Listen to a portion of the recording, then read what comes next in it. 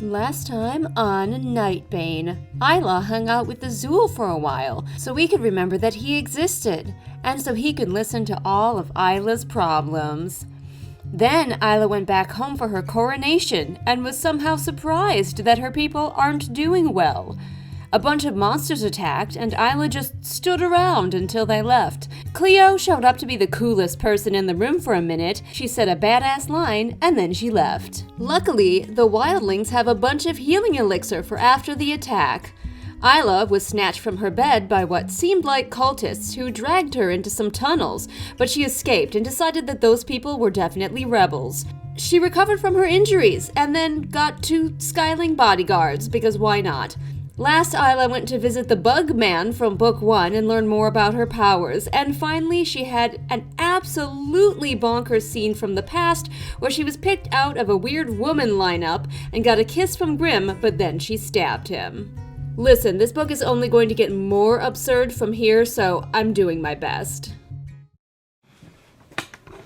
Oh, I'm back. My hair is looking real flattened down because I was just outside doing chores. Hat hair. That's okay, you guys don't watch these to look at me.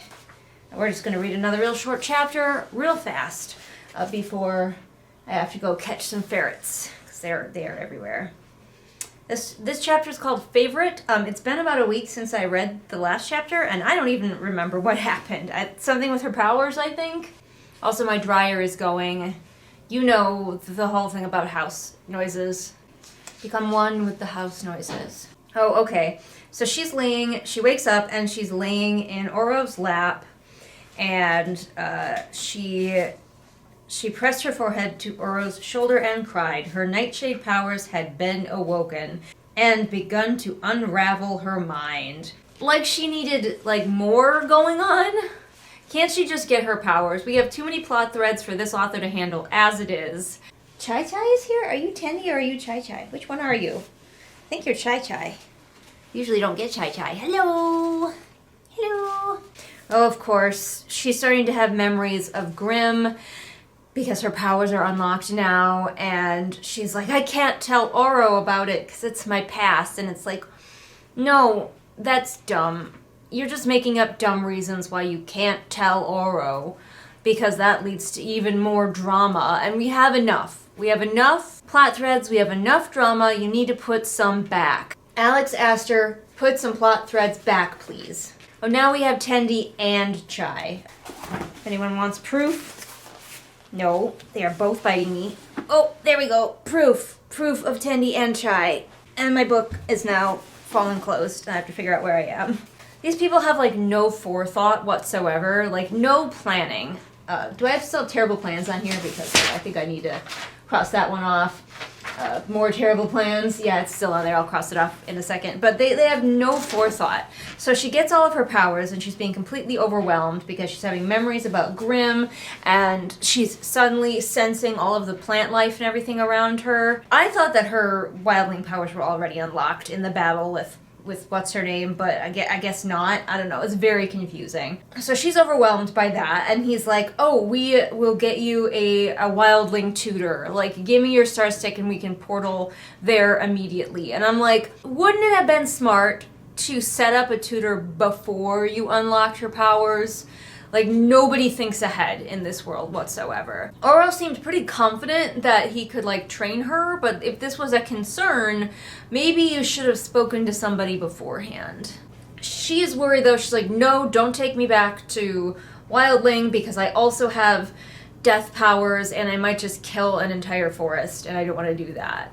We have my powers are out of control and might hurt somebody plot line, which, once again, this book cannot handle. This book is already so overstuffed with plot points. It's like, whoops, all plot points. This author cannot handle it. She couldn't handle it in book 1. I'm confident she can't handle it in book 2. There will be times when I will be developmentally editing for someone, and I will say things like, hey, you're setting yourself up for a real challenge here with the direction that you've decided to take this book, and this is why.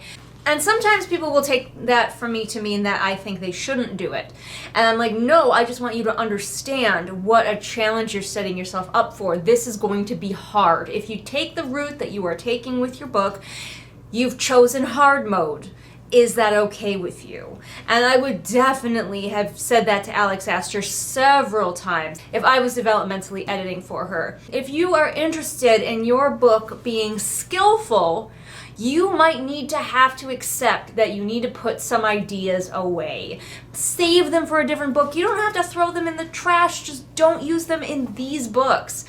And I suspect that perhaps she would have been like, no, I want to use them anyway. And if you want to use them anyway and you want to play in hard mode, if you don't have the skills for hard mode, it's gonna affect your book, and it did, if that makes any sense. So Oro is like, once you get a handle on your powers, it will be less overwhelming. You just need to get control. So up until now, it was, we need to release your powers, and now we have completely flipped around to the other end of that. Now you need to control your powers. Could Bugman have unlocked the powers maybe one at a time, so they would be a little bit less overwhelming? Like, that feels like something Oro could have at least asked about. He was behind her, his heat a welcome warmth. I mean, I guess that's not inaccurate, but his heat a welcome warmth. Not his presence or his light or anything, his heat. His heat was warm. Just in, water wet, heat warm. So she decides to stay at the Palace of Mirrors while she recovers from her powers being all crazy. Her new bodyguards, Avel and Ciel. I don't know how to pronounce it. I really wish we'd chosen a more pronounceable name for a character that's going to be in this book a lot. Have moved in. She has the 2 bodyguards. Violet only got 1 bodyguard. Isla has 2. I did watch another reviewer, and they were talking about how so many writers nowadays seem to think that if they don't write a character who is the most exceptional person in the whole world, that the reader will not be able to care about them somehow. We just seem so obsessed with, like, my main character has to be the best of everything. The most powerful, the most beautiful, the most beloved, the smartest, the quickest, the best fighter, all of it. Or the reader won't care. And that has never been the case for me. I don't know about you. But as a result, we're getting just more and more absurd lead characters, where it's just getting silly at this point. How, like, many powers they get and how awesome they are and how many of the world's rules they break. You want to read the book, Chai Chai? Oh, no? I don't blame you. Oro is just a major sweetheart, though. Like, she's very sick, and he's, like, just taking care of her himself. He's not having other people do it. She's trying to steal the little light display on my heated vest. That's attached, honey. That's attached to me. Don't break it, please. But he's being very sweet, and, like, he's feeding her soup and everything himself. Soup, no. He's feeding her everything himself instead of having somebody else do it, and it's just very sweet. But still like best friend vibes instead of romantic interest vibes from him. Am I gonna have to take this vest off? I feel like I am gonna. Very short chapter, but so much chaos, and all that chaos has 4 legs. It says that Oro, like, badly attempted to brush her hair. Doesn't Oro have, like, long hair? Maybe I'm remembering wrong. Maybe it's Grimm who has long hair. But I'm like, doesn't he have experience with that? Apparently Ella has also been here working around the clock, but she just gets a throwaway mention. Isla says, I'm sure you're needed somewhere else, to Oro. And it's like, yeah, he probably is. Like, the rulers in these worlds can just faff around doing whatever the fuck they want. They don't actually have to do, like, any ruling. The only thing that they have to do is stay alive so the people don't die, and otherwise, like, they could be in charge, they could not be in charge. Oro could just be some Joe Schmo. Like, honestly, it would make way more sense if the people of all of these islands took their rulers and put them away in a snow globe, like Isla was, so they're safe forever, and everybody else can go about their lives, and they can maybe elect some ruling officials. Although, maybe if they elect those officials, then those officials become the new rulers and get all the powers. It's confusing. World building is so confusing. I'm just gonna give it world building remains shallow, actually, at this point, because I am convinced that it's not gonna get any better than this. So Oro, who's trying to brush her hair and failing, says that he likes her hair and it shines prettily in the sun. And she is charmed by this because these girls' standards are on the floor. The fact that he noticed something that specific about her, that he was paying close attention, her hair is a specific detail. That's one of the biggest, like, outward appearance things. And she's like, he noticed I have hair. And then it's shiny in the sun. What a tiny detail that he has memorized about me. Like, oh my God, girl, get better standards. All of these girls who are so special, to the degree that it's ridiculous, have like absolutely no standards when it comes to their romantic interests. Of course, Isla has to turn it into a pity party for herself, because she's like, oh, tell me what else you like about me. Am I your favorite liar? Your favorite incapable ruler? Your favorite weakling who can't go a few hours without retching? Like, girl. So she reminds us that Uro can't lie, so he must have been telling the truth about liking her hair and her eyes. He says he likes her eyes. Two very blatantly obvious things about a person. But then she says, I feel better, she lied. You can leave for a bit if you want. And we know that he can also tell when she's lying. So why does he go with it? This whole scene basically exists so Isla can roll around in her self-pity, being like, oh, she's basically like, would you still love me if I was a worm? She's like, oh, you probably want me to be a sunling. Oh, I'm so weak, I'm so sad, I can't handle anything, oh. And then she just like lays there and waits for Uro to start heaping compliments on her. And like, in real life, honestly, I could see this scenario happening. If you're feeling sick and you're feeling down about yourself, you want your significant other to come and like praise you and reassure you. I have anxiety and I need a lot of reassurance from my significant other. I've been married for almost 16 years and I still ask my husband all the time, so do you really like me? But it's not very fun to read in a book. Reading this scene, it just feels like Isla is just rolling around in a self-pity party and Uro is supposed to just be there telling her how awesome she actually is. And like, maybe if she wasn't the coolest, best, most powerful person in the whole world, it would mean more. But Uro has to tell the coolest, best, most powerful person in the whole world that he likes her hair and doesn't wish that she was a sunling. And it's just not doing anything for me. But she falls asleep. And that's the end of that scene. And the next chapter is also called Before, so I think every time we have a memory from Grimm, it's going to be called Before. And I don't really like that method. Like, I wish we could use a font or something to indicate, because chapter titles have never done that until now. And then now in this book, some chapters are just called Before. And the rest of them all have just like normal chapter titles. And I think it's clunky. And I would just give these chapters normal titles and then use a different font or something to indicate that they're in the past. That's what I would do. I don't know, you're free to disagree with me. That's like a design choice. But anyway, I need to go put some ferrets away because they have been causing nothing but chaos. And now they have left me, which is even more concerning. So I will see you for the next chapter. Alright, I'm back. It is several hours later, but it is the same day as the last time I was filming. One thing I wanted to do before I got back to reading this book is I had the thought of like, the reason that Lightlark sold so well and was so popular is at least in large part to the fact that the author, Alex Astor, promoted it using tropes. Like, she just went on her TikTok and was like, would you read a book? And then listed these popular tropes that she was using in her book. And I was like, I haven't really been hearing anything about Nightbane, but I also am not on TikTok, so maybe. But it just doesn't seem to be getting the same buzz. And I was like, I wonder if that's because she can't use tropes to just market this. She can't use the buzzwords to market this. She can't be like deadly game because that's already over with. We still have the love triangle and enemies to lovers still struggling along. But like, I went to her TikTok because I was curious, how is she marketing this book? And I watched a few TikToks, about as many TikToks as I could stand. A lot of it was just her thanking people for helping her get this far, and, you know, a lot of like, here's me signing some books, here's Lightlark in different Barnes and Nobles, here's Nightbane in different Barnes and Nobles, but I wanted to find her just promoting Nightbane. And a lot of it was just promoting the first book and then mentioning that there's a second book that takes up where the first one left off. Like, the only things that I found of her promoting this using tropes were the enemies to lovers tropes, and that was it.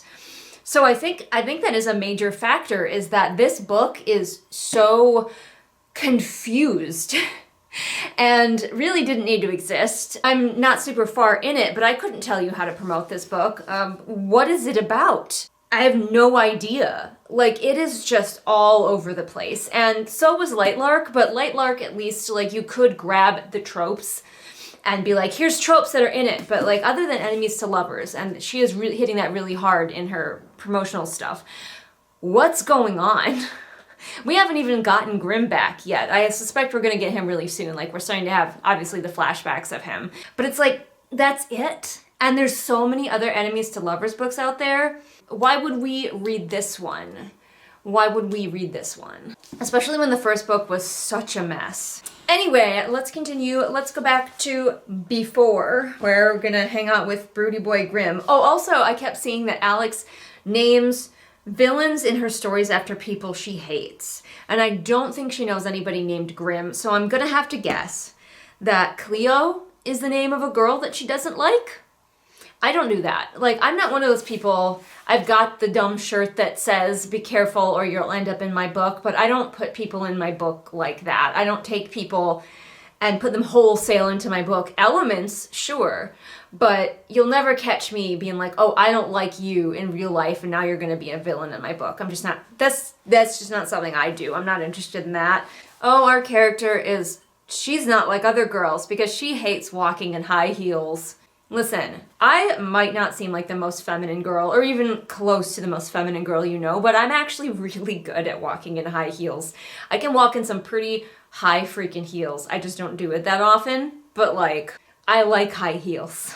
I actually have a decent amount of high-heeled shoes and boots, especially boots, up in my closet. But you guys don't even get to see my legs most of the time, let alone my feet, so how would you know that? Oh, and we have, okay, not only does she hate wearing high heels, but oh, corsets are too tight and she can't breathe and they're suffocating her. And we've already been over this a million times, so I'll just say it briefly here. Corsets were underwear. There was only a brief point in history, very brief, where the tight-laced corset was popular. That look was popular. But, like, not everybody even wore it. Just some people wore it. The rest of history of corsets, they were underwear, they were fitted specifically for you, and you weren't supposed to lace them super tight. So they were not this, like, horrible, deadly thing that everybody keeps making them out to be, but you've heard my corset rant several times. This is her past, by the way, when she lived inside the giant snow globe, and she's being made to wear, like, all of these uncomfortable clothes. Even though in the first book she seemed pretty into all of the pretty dresses and feminine things, right now she's not. Maybe she's going through a phase. Also in the first book, it never struck me that wildlings use this kind of fashion. Like, it's implied at one point that some of the wildlings are straight up naked. You get the idea that they don't even wear shoes, let alone high heels. Like, why would they be wearing corsetry? It doesn't make any sense for what we had seen in the first book of wildling attire. The only reason I can think of it is that she's being forced to wear other people's fashions for, you know, getting ready for the centennial, but it's not spelled out on the page. Like, it's not made clear. So it's just really like, why is she being put into high heels and a corset right now? Because I remind you, she was like 18, 19 in the first book, so she's probably like a teenager when Grimm, a 200-something, 500-something-year-old man, is pursuing her. Hello, groomer. Grimm is here, obviously. He's come to visit her, and she's like, oh no, because this is shortly after she stabbed him. She stabbed him and then was like, I knew it wouldn't kill him, but it would give me time to make a plan. But when we meet up with her, she's not making a plan. She's complaining about restrictive clothing. Grimm is mad. He thinks it was an assassination attempt, and he's holding a dagger to her throat while he has her up against a wall, which is scary, but also sexy, I'm pretty sure. Fortunately, she's got other weapons, and so she has a special bracelet that when she flicks her wrist, a blade comes out, and she can stab him in the thigh. She just always has some weird thing that the author can just say that she's always had. Of course, even though stabbing him in the thigh makes him let her go, then he just uses his shadows to grab her. Between Grimm and frickin' Xaden, like, all of these boys have shadow powers. Can we do literally anything else, please? And the shadow powers always behave the same, too. They're always the same. It's like these women look at each other's notes when they write these books. Also, he's like, how did you travel to Nightshade so quickly? And now I know Grimm can teleport. I know that's a power that he has.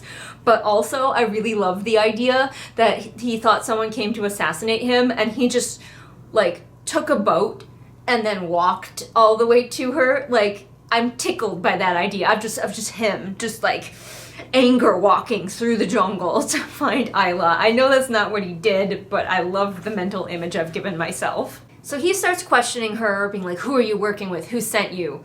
I mean, presumably somebody from Wildling. But anyway, he drops her because he realizes while he's choking her with his shadow powers, she can't speak. And she like grabs the dagger that he just like left on the floor, I guess. It's fine. And scuttles away into a corner. She's disgusted by him because he's a monster. She did not have these strong of reactions to him when she met him for the first time again in Light Lark. She was very kind of like, it's that guy. I hear he's kind of an evil dude. Oh, he's prowling towards her. All these guys prowl. I swear there is one, like, booklet that tells you how you're allowed to write a dark, broody bad boy. And, like, these authors just pass it back and forth between them. It's like a PDF or something. And it's like, must have shadow powers. Shadow powers must behave in this way. Guy must be unusually tall, and he has to growl and prowl. Her spine was drenched in fear. Well, I forgot some of the fun lines that are in these books, Alex asked her. They're just taking turns now threatening each other with this same dagger. Also, we are doing the word period thing from Fourth Wing, so everything is just matching up. Are the women who wrote this book the same person? Is Alex Astor and Rebecca Yarros, like, have they ever been seen in a room together? She threatens him with it. It's her turn to threaten him with the dagger, and for some reason this time he leaves. Like, she just gets him to teleport away. And I don't know why. But once again, this scene was incredibly short. In the span of 4 pages, basically exactly 4 pages, he shows up in a room, they take turns threatening each other with a dagger, and then he leaves for no reason. Because that's how Alex Astor knows how to write a scene. You just come in. I think she learned a lot from watching movies and TV shows where you just like are dropped into a moment, and then as soon as the moment is no longer like feeding you plot points, you're out. But that's not how books work. Books are a different medium. They move more slowly, they move more naturally. And so just like popping in and popping back out like that makes everything feel so abrupt and like nothing matters. But anyway, we're on to the next chapter. I'm going to shut off the camera and then turn it back on again because these chapters are really short and I want to make progress in this. Hello, it's me, your friendly neighborhood Julian Greystoke. I'm going to try to keep this really brief, but I just am here to remind you that I'm a developmental editor. So if you're writing a book and you're worried that your scenes aren't flowing together very well, I would probably be able to help you with that. If you're interested in my developmental editing services, I have all kinds of different packages that I offer. So find me on Fiverr, links in my link tree in the doobly-doo. See, that was nice and short. Now let's get back to this silly book. And back for the next chapter. Let's see how long this one is. What one event is going to happen in this chapter. Ooh, this one's like 6 pages long. Whoa. All right, this one has like, I think this is the longest chapter title in any of these books so far. Key clicking into a lock. Wow. I wonder what's going to happen in this chapter. She wakes up from her memory, dream, whatever, and Oro is sleeping there, just like holding her hand, very sweet. So we get like 3 paragraphs at the very beginning of this chapter where she gets up, she has a bath, and she decides that today she's beginning her training. And then we just skip to her training. So I guess she recovered. I guess she's okay now. The author got sick of the plot point of Isla being sick, and so she just ended it. So we cut to her sitting in the middle of her like magical ruined forest, and she's like touching the earth, trying to bring it to life. And all I can think about is friggin' Layla laying with her tits out in the Saviors series. How's Jenna Morrissey coming along with that series, by the way? I really should check in and see if she's like got any updates. Because she really hasn't been posting videos on her channel. It's mostly been live streams, and that's fine, that's her business. I just don't really watch live streams, let alone hers. So I have no idea what's going on with her book right now. So Oro decides to be Yoda, and he puts a rock in front of her, and he's like, move the rock. Feel it. Once again, we are assured that she is like very sad. Her powers needed a strong vessel. She was a half person, walking through life carrying the weight of her past around with her. First of all, everybody carries their past around with them. You're not special for that, Isla. So she spends days sitting in front of this rock trying to move it and then just going to bed. By the way, she, again, is spending days looking at a rock while her people and the Starling people are presumably just governing themselves without her. Like, if she goes back to either of these nations and is like, okay, I'm here to be your queen now, they better be like, who? Who are you? No, fuck off. Because she has basically forgotten that they exist. She agreed to be the ruler of Starling, and she has fucked off and hasn't been back since. She didn't even assign any leadership. She was just like, yes, I am your ruler. And then there was that big attack, and then that's it. Like, she did use some of her elixir to heal some people, and then she buggered off. And this, I think, is proof of how this author cannot handle multiple threads at the same time. She can barely handle one thread at a time. So she's got the threads here of Isla learning her powers, and a little bit the threads of her previous relationship with Grimm kind of coming in from the side. And as a result, Alex Astor cannot... She just doesn't have enough, like, space in her author brain to also handle Isla being the ruler of two different nations that are in real trouble and need leadership. Here it is. We got the chapter title. Some of a ruler's mastery of power is like a key clicking into a lock. So Isla starts to throw another pity party. Balloons, confetti, cake, the whole nine. Oro gets sick of it, and he's like, you're not the only one who gets to feel bad for yourself. And he comes out with an, I killed someone when I was a child because I couldn't control my powers. So Oro totally gives her his sob story backstory where, like, he spent all of his life learning to control his powers, control his emotions, hide himself. And it's a very, very standard kind of poor little rich boy story, because he was still the prince. Like, he was still living a good life in a palace with servants and skilled people to train all of his powers. But he was sad because he had to learn how to, you know, be less emotional and, like, not trust people. And that made him a sad, sad boy. But he did do an Avatar The Last Airbender style tour of all of the realms so that he could train with different masters to learn his powers. But he can turn people to gold. I kind of forgot about that. And when that manifested, he accidentally turned one of his servants to gold. Not even a friend. He was playing with friends at the time, so I thought that he was going to, like, accidentally turn one of his friends to gold. But no, it was just a servant. But he's sad about it. Like, hundreds of years later, he's still sad about it. So he just tells her his sad boy backstory, and then they have a moment, and then we skip ahead to the next morning, because the author got tired of that scene. Why haven't you swept? What? It was early the next morning when she snuck out of the place of mirrors, shoes crunching the leftover glass on the floor. You've been here for like weeks and you haven't swept? There's glass on the floor, bitch. Did anybody else have that childhood where if glass like broke on the floor, everybody went into like full panic mode and it was like, get away from it. Is anybody not wearing shoes? Everybody get shoes on. We're going to sweep. We're going to vacuum. We're going to like basically decontaminate the area so nobody gets glass in their foot. This bitch is running around with just glass on the floor. So she goes to the edge of the island, which is apparently a cliff because she can dangle her legs over it. And she just like lets loose because apparently this whole time she's been like holding on to her powers. Like, none of this was described, but she lets them go and her powers just like spill out of her.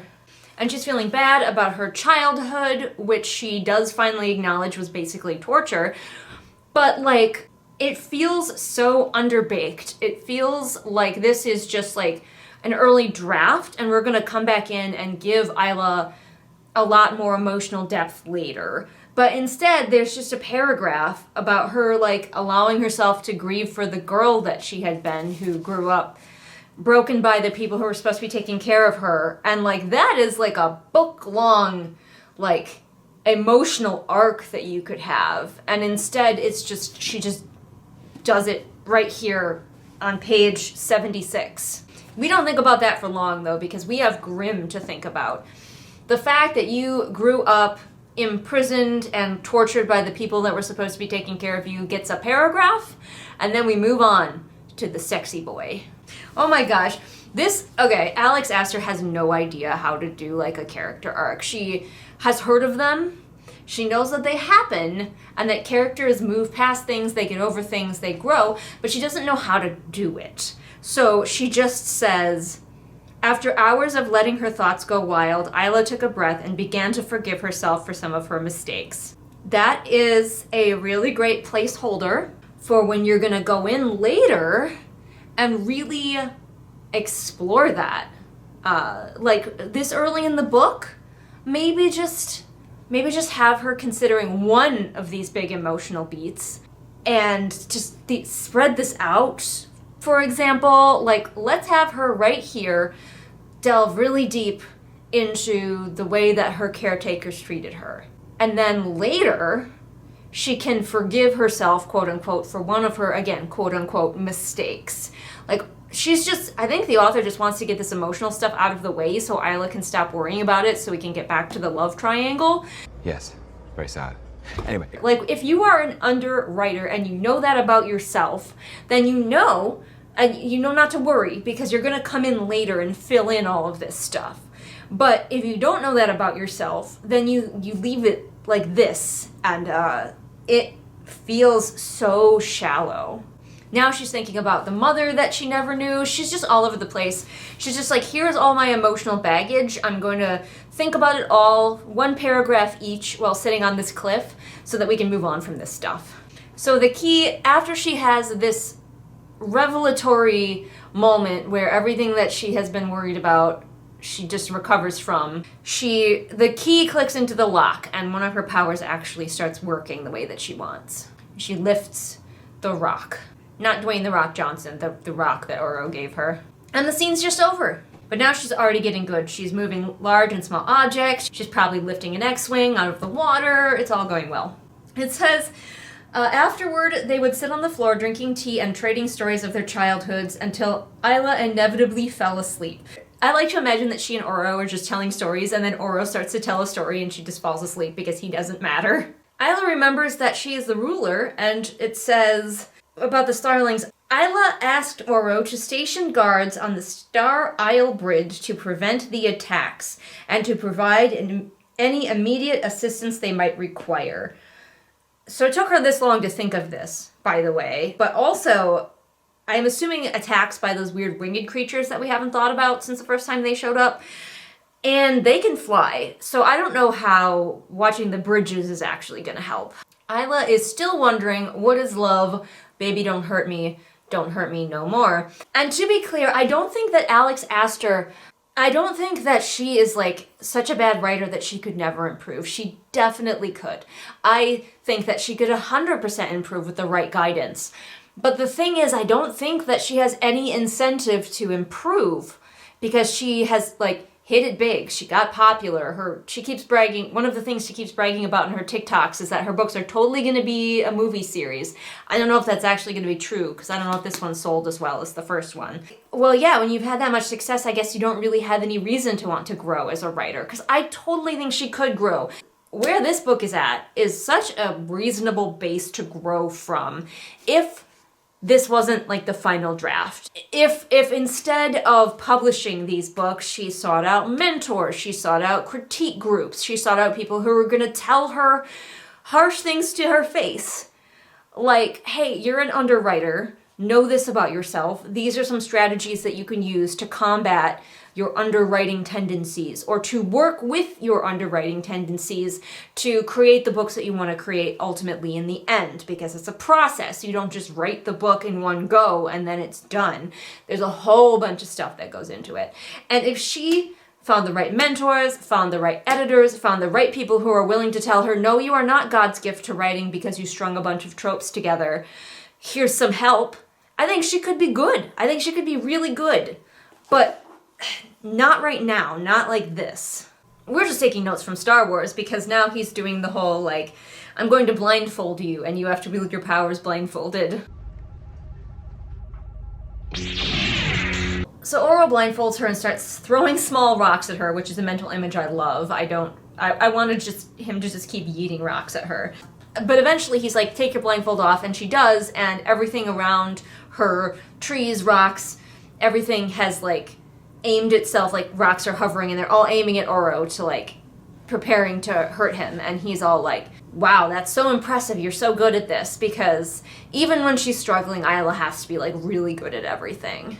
I think there's another theme that we're going for with this book, clumsily, the theme of emotion and control. So control your emotions equals control your powers, but maybe, I don't know if the author's going to go this direction, but I could see it potentially happening where we learn that Isla's emotions are her powers, and using her feelings is so much better than like bottling it all up for control. And then the chapter is over. So we just get like a little bit of a montage where it's like, and she kept training and she got better and better, and she didn't think about Grimm at all. And then we're on to the next chapter. We are speed running everything. We're speed running emotional beats. We're speed running her training montage. The author is clearly in a hurry to get a lot of stuff out of the way, but I don't know what she's getting it out of the way for. The only thing I can think of is that she wants to get back to focusing on this love triangle, and she needs to get Grimm into the picture as quickly as possible. But we're on to the next chapter. I'm probably going to read one more chapter today and then go do something else, because my brain is melting a little bit. Alright, hopefully I won't run out of memory card. We have another chapter. It's called Enya. So it has been weeks, and the only thing she has done as a ruler is tell Oro to make sure they guard the bridges of the Starling Isle. Thanks, Isla. But hey, she's finally decided that she should do something about the people that she's in charge of.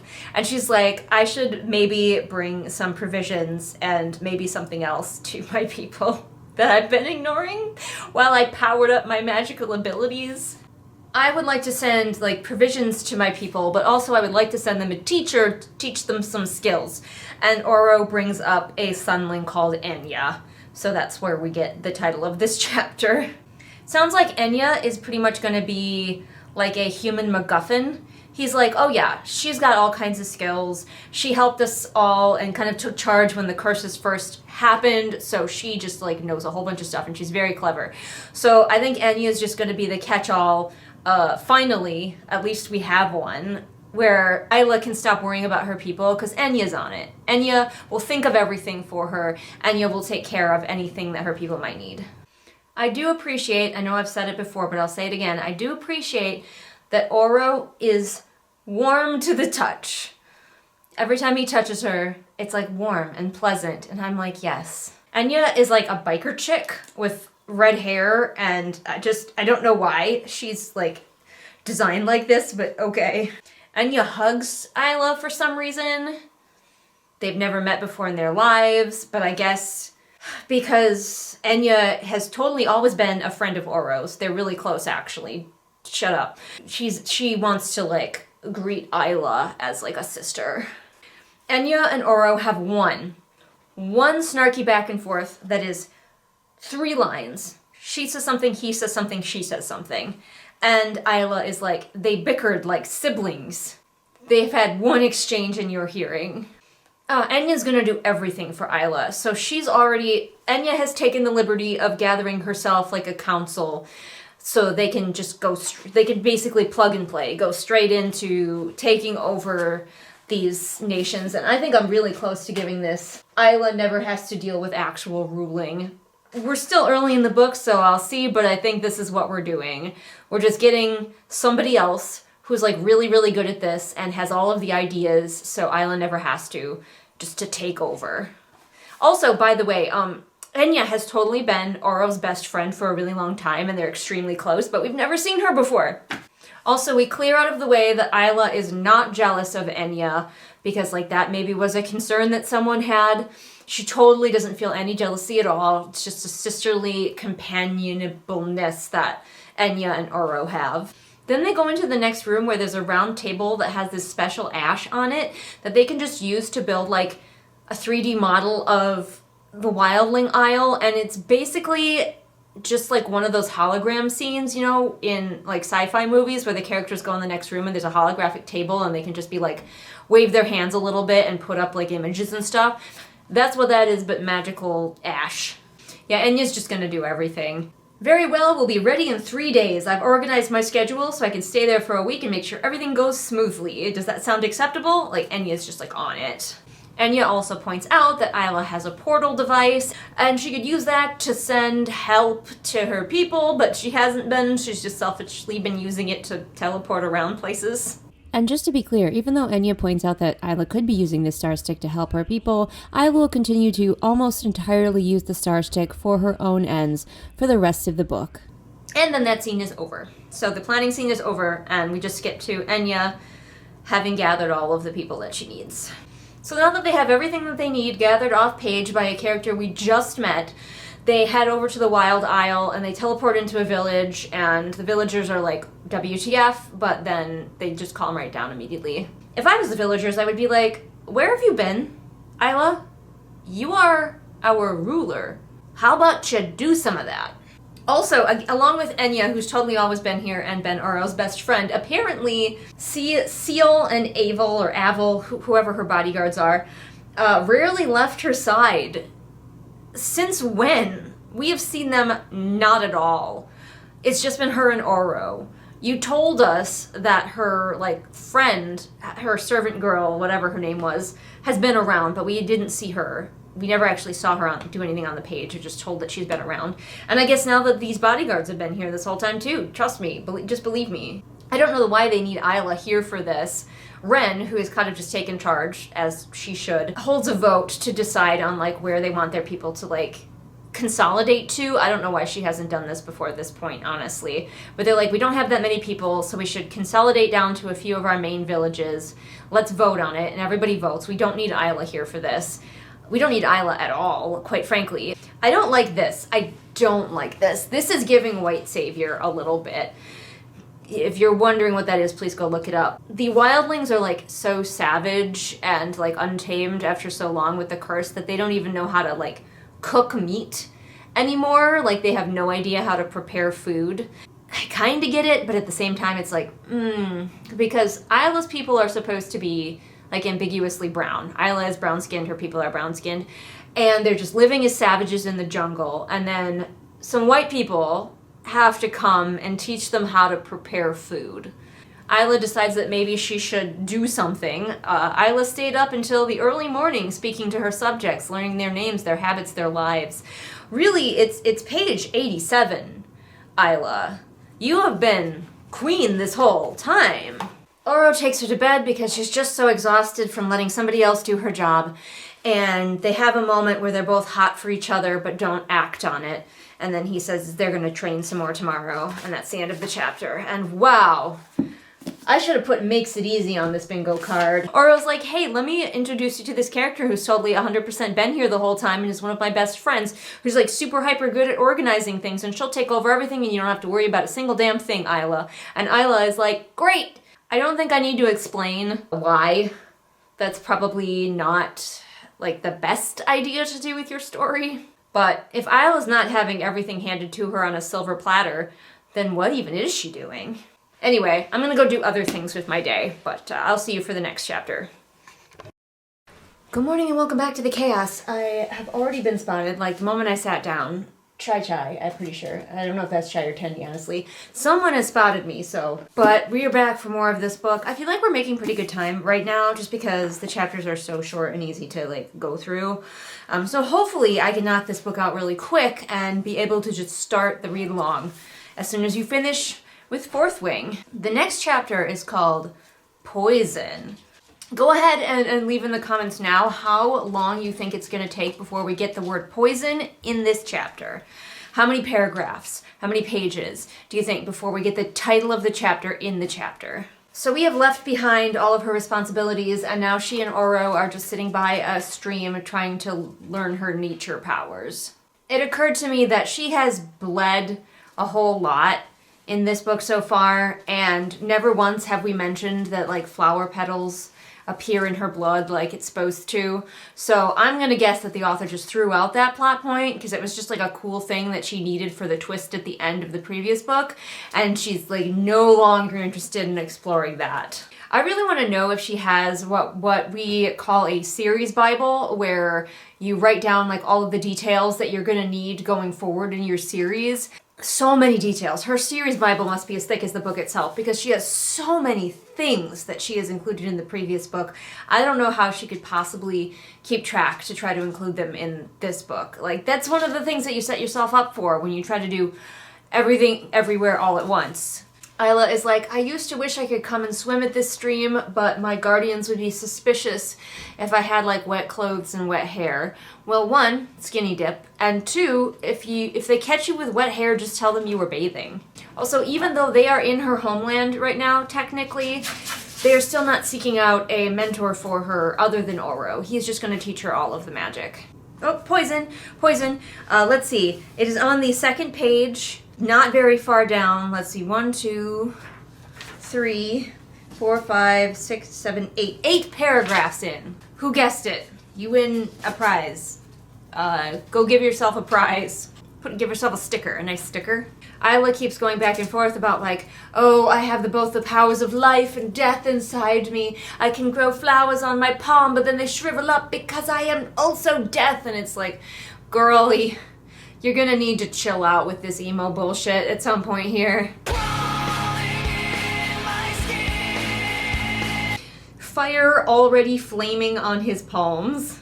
You could just say fire already on his palms. The fire is flaming. By the way, Nigel has very much made himself a part of this video now. She starts to cry and Oro wants to know why. And she says, I don't want my life tied to thousands of others. I don't want to have this responsibility. And I'm like, oh, don't worry, sweetie.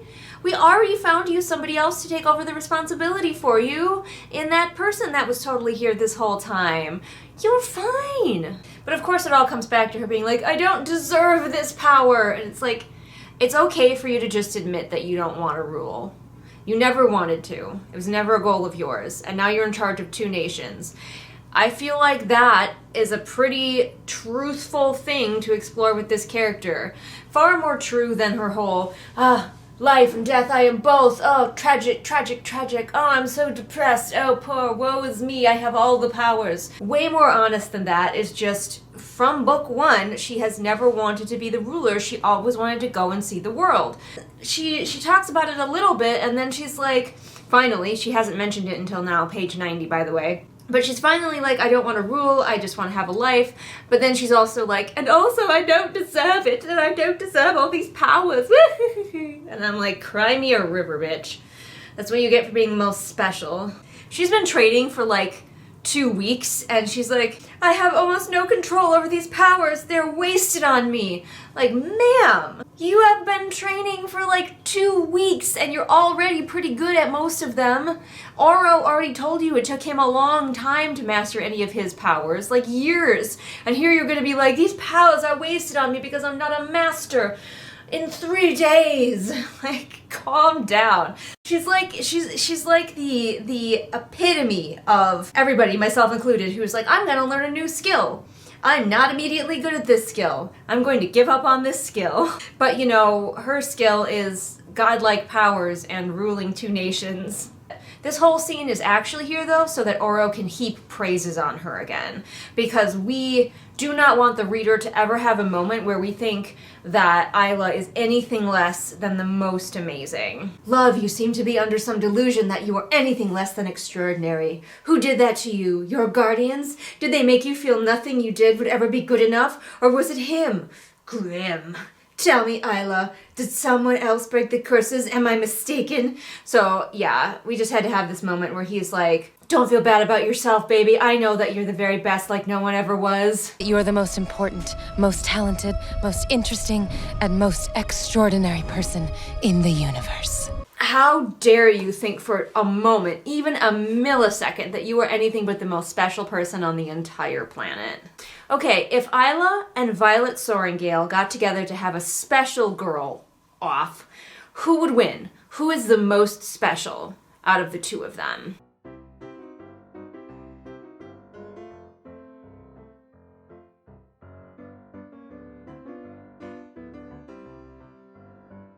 This is retconning what you said earlier, because we keep being told when she goes to sleep and she wakes up, but now it says that she only rested a handful of hours a night, not long enough for her to slip into another memory. Except you didn't mention that. You should mention that when she's actually sleeping on the page, and instead of saying, oh yeah, all along she hasn't been getting like full restful sleep. So she decides after Oro just heaps praises on her, that actually he's right. She is a badass. She is the best one here, better than everybody else who ever lived. And she should stand up for herself and save herself. And when she looks down at her hands, there's a rose blooming on them. So meaningful. So since then, like we have a time jump and she's going out of her palace into the forest. And since she and Oro had that talk where he just gushed and heaped praises on her, she's decided now. She refused to be the person who believed in herself the least. Well, I'm glad we've had that important revelation in the span of one page. Okay, so here's a detail that I actually kind of like. She goes back to her old training ground and she takes off her shoes. So she's touching the forest floor with her bare feet and she feels like an instant connection because apparently Oro had told her that she needs to like connect to her source. And so she goes back to the place where she spent a lot of time in the forest as a young person, where she bled as a young person, and she feels a connection here, like the forest recognizes her immediately. And I actually like that detail. I gotta praise something every now and then. Now that she's done that, though, in the space of about 2 paragraphs, she's, like, really channeling her powers. Like, she's having a woodland run, and the trees are, like, parting to get out of her way, and the grasses are, like, springing up around her. She does a Tarzan thing, swinging on vines through the trees. So basically, this chapter existed so Isla could be like, oh no, I'm bad at my nature power, I'm super insecure, and then Oro could go, no, baby, you're the best in the whole wide world, and everyone is less than you. And then she could be like, you're right, Oro. And now she's mastered her nature powers. That's basically what this chapter did. This chapter, which was 6 pages long. So she thinks at the last second of this chapter, she thinks she sees Grimm. She falls out of the tree. Someone catches her. I spent a decent amount of time confused as to who it was. But it turns out it was one of her bodyguards, who are totally just, like, there but invisible all the time. I'm gonna assume they have invisibility powers like Grimm, because, like, we ignore their existence pretty much always. And that's the end of the chapter, so. And the next chapter is called Links, and I know why, because somebody spoiled me for it, and I'm already mad. I'm pre-mad. So that'll be fun for all of you, but I'll see you then. And we're back. I still have Nigel, and now I also have Tendi. It's Tendi! And Shy, who's trying to bite my ankles, so this is going to go super well. But we are on to the next chapter, and don't know what chapter it is because they're not numbered. Alright, all of the things that happened off page.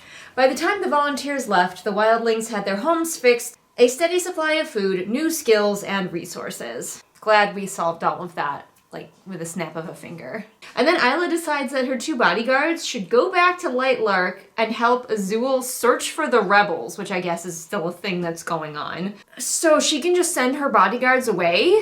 I thought they were supposed to stay with her always, but again, more things just happening off page for convenience, so the author doesn't actually have to do any work. Ren took Isla into the forest and taught her a few wildling wielding techniques, including stances, arm movements, and uses of ability. They spoke for hours. Gosh, it would be a pity to see that happen in real time. But apparently Ren knew Isla's mother, so once again everything can be all about Isla. And of course Isla's mother was also just the most wonderful person.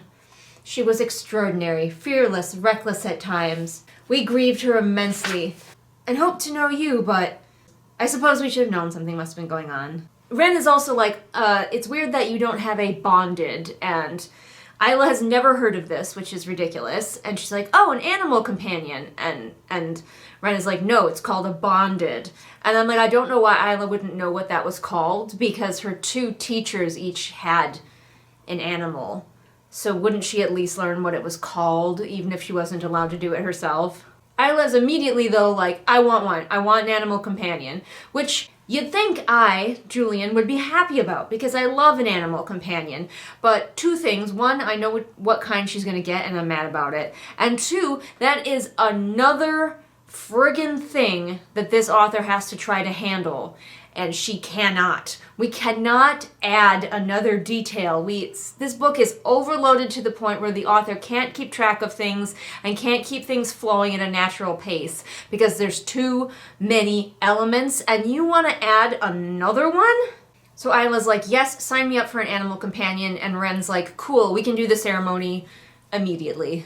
So Isla's like, do I get to pick what kind of animal I get? And of course, no, it's a reflection of your personality, who you are as a ruler, and the animal chooses you. So there's no chance that Isla will get like a practical animal. Now, if I was writing this book, I would give her a bird, because we already know that Isla has links from the first book to bird imagery, like eggs and stuff.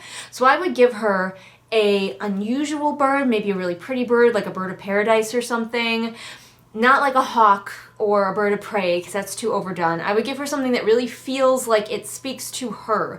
Something beautiful, but maybe like also deadly, like a bird that hunts mice or something, like that looks really pretty but is also really deadly. Because she has all of those connections, like let's connect it to her. That's what I would personally do if I had to pick an animal companion for Isla. But of course we cut straight to the ceremony. Also, it's interesting that, like, did Oro just leave? He's not here. He's, like, always glued to her side. But she was off training with Ren, and then she's like, give me an animal companion, and they just started the ceremony. It's a whole big ceremony. There's, like, a ritual to it. It's not just like, okay, go out in the woods and an animal will find you. So part of this ceremony is that she has to go out into the swamp at night, and she's given a bow and one arrow, and she's supposed to injure the creature that chooses her, because she's a leader, and leaders have to like win a fight with their bonded animal. Which, now that I'm thinking about it, one of her teachers had a hummingbird companion. How did that fight go down? Did she just walk up and flick the hummingbird and go, I win, you're my animal companion now? It's just a hummingbird. This system is weird. We cannot miss, though, since she's by herself in the woods, she has to wallow a little bit. So she's like, alone. No one understood her, not really. Oro tried, he really did, but there were parts of her that she could never let him see. Everybody's just so dark, so broody, so much soul pain. You play the ghost of a dream of a memory of a cyborg warrior trying to find his dead wife inside a poem. So far, she's seen a wolf and a giant spider, but neither of them seem to be her creature. Wouldn't it be so cool if she had a giant spider? Like, that would be different. Isla encounters a giant bear with horns, and she is like, that one, I want that one. So she shoots her arrow at it, but it just swats the arrow out of the air and breaks it in half. So now she hasn't even got an arrow. Oh no, what's she going to do? So she escapes the bear by climbing a tree. It's a very tall bear, so I hope she climbs a really tall tree. Apparently, though, this bear can climb, because, I don't know, magical bear. The bear claws at her and rips her leg open, and now she's basically just using only her arms to pull herself up. Man, I don't know what they did with Oro. Did they drug him? Because, like, her man would not stand for this sort of thing. He would be there in an instant being like, oh no, poor baby, poor amazing best in the world baby, are you okay? But after that harrowing encounter with the bear, she finally manages to break a branch that the bear is using, and it plummets down. So she's gotten rid of the bear, but then what should appear but a giant black leopard. It's taller than her, this leopard. These trees must be like really, really strong, because I'm assuming they're still up in the tree. I haven't been told she climbed down. But Isla is like completely unable to do anything now. The forest is completely not listening to her, and her leg is just too injured. She can't even move. So she's just gonna, this gigantic leopard, black leopard, it's a black leopard, is gonna have to come check her out, maybe eat her. I hope it eats her, honestly. But of course, the leopard bows to her because this is her animal companion. I think Isla would get docked points for this, though, in the special girl off that she has with Violet, because Violet got 2 dragons, and Isla is only getting 1 giant cat. Just 1? Psh. But the leopard is like, get on my back, and just kind of grabs her and throws her up there, so now she's gonna come riding on her giant, majestic black leopard. just, I shouldn't be surprised that this is the animal companion she gets, because this is just, it just goes back to the school of when we were all teenagers and we were all trying to give our amazing pink-haired OCs like the coolest animal companion ever, and like aside from a wolf, giant black leopard was like the number 2 slot. So it does make this author seem very young, though. This is reading extremely young, just like that very, I don't want to say childish, childlike desire to have like the biggest, coolest animal. No thought put into an animal that would like make sense for Isla and the story and the theming. Just what's the biggest and coolest that we can think of. So the leopard, everything is handed to Isla. Everything is so easy mode for her. Like, she's so miserable and wants to be like the one who's suffering the most, but everything just goes her way all the time. So the leopard takes her back to the broken arrow and then stands there to let her stab it with the arrow because she has to injure it. And then it's like, okay, we're done. Get it back on my back. We'll ride back to your village. Like, it's just astounding how much Isla wants to feel like she's suffering more than anybody else and how the world just bends around her. Oh, of course. So first of all, the leopard's name is Lynx, which is stupid. That's a different cat. Why is the leopard named Lynx? But also, it was Isla's mother's animal companion. Fucking why not? I don't even care at this point. Alright, I am going to close this book, and I might come back and read later today, but I'm done for now. I will see you all for the next chapter. You're the most important, most talented, most interesting, and most extraordinary person in the universe. Well, I think my patrons are pretty important. Patrons like SB Boots, Martha Baggins, July, Bird Anonymous, Sunnyshy, Nico, Saga, Sarah M, Kat, 78 kilograms of shade, Veda, Ingrid, Roma, Pantsing Pony, Julius the Nice Dragon, Haley, Sam, Kira, Kohikaro, Mooney, Maria, Kirsten, Bear, Jojo Bookish, Robin, Ursula, Caitlin, KJ, Lafone, Amanda, Celia, Alyssa, Rita, Deborah, Afra, Melissa, Swamp Goblin Waifu, Sophia, Marine, Kit, Hidden Glade, Light Julie, The Unraveled Legion, Belle, Patrick, Anne Sophie, Callison, Ray, Shelby, Zaire, Jesper, Rennie, Scribbling Cat, Savvy, Jenny, Amanda, Lisa, and Sarah H. Listen, I think that they're some of the coolest people in the universe.